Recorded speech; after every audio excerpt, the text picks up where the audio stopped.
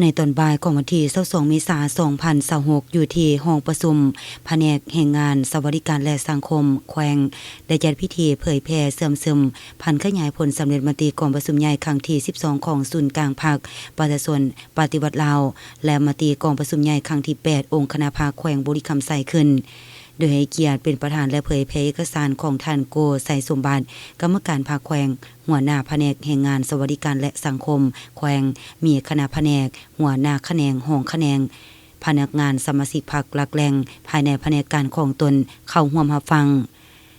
ในพิธีทางประธานได้ให้เกียรติเผยแพร่มติกองประชุมใหญ่ผู้แทนทั่วประเทศครั้งที่12ของพรรคประชาชนปฏิวัติลาวในการค้นคว้าพิจารณารับรองเอาโครงการเมืองของพรรคฉบับที่3ของพรรคถอดถอนบทเรียนด้านทฤษฎีพฤติกรรมตลอดระยะ70ปีแห่งการนำพาภารกิจต่อสู่กูศาสตร์ระบอบประชาธิปไตยประชาชนการปฏิบัติแนวทางเปลี่ยนแปลงไม่รอบด้านมีหลักการของพรรคใน40ปีผ่านมาบ่ดำเนินชีวิตการเมืองภายในพรรคเป็นการหันเปลี่ยนที่แข็งแรงเป็นระบบจากการหันเปลี่ยนด้านแนวคิดจินตนาการ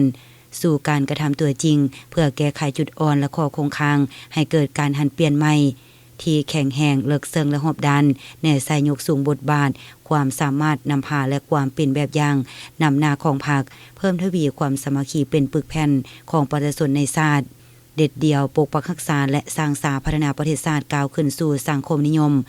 พร้อมเดียวกันนี้ที่ประชุมยังได้รับฟังการผ่านมติกองประชุมใหญ่ผู้แทนองค์คณะพรรคแขวงบุรีคำไซครั้งที่8ซึ่งกองประชุมได้ยกให้เห็นด้านอ่อนข้อคงค้างซึ่งจะต้องได้สืบต่อแก้ไขซอกหาสาเหตุและสรุปสั่งรวมเป็นบทเรีย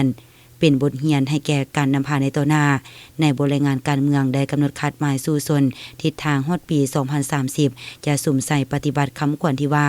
ยกสูงบทบาทนำพาของพรรคเพิ่มทวีความสามัคคีเป็นปึกแผ่นสุ่มใส่พัฒนาทางแห่งบ่มสอนให้เข้มแข็งก้าวไปสู่ความเป็นเจ้าตนเองตามทิศสีเขียวและยืนยง